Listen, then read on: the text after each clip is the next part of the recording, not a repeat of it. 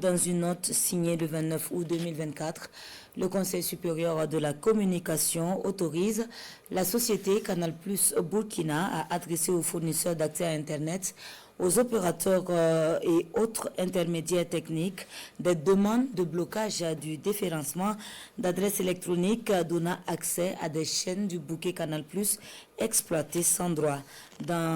Dans une interview accordée à la RTB, le président du CSC revient sur les raisons qui ont prévalu à la prise de cette décision, les enjeux et justement ce qu'il faut comprendre au travers de cette décision.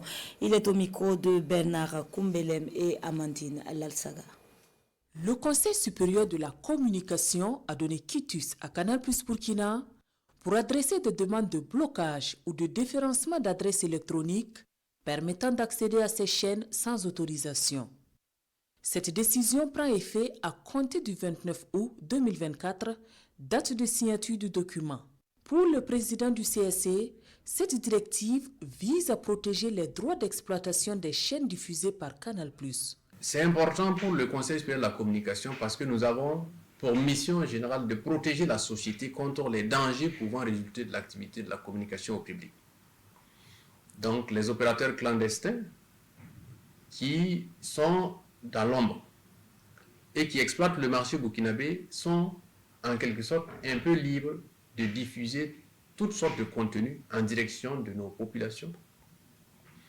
Ce qui portera donc atteinte à notre culture nationale, ce qui va en tout cas entraîner donc un effritement de nos valeurs parce que nous serons obligés de consommer des programmes qui sont sans contrôle.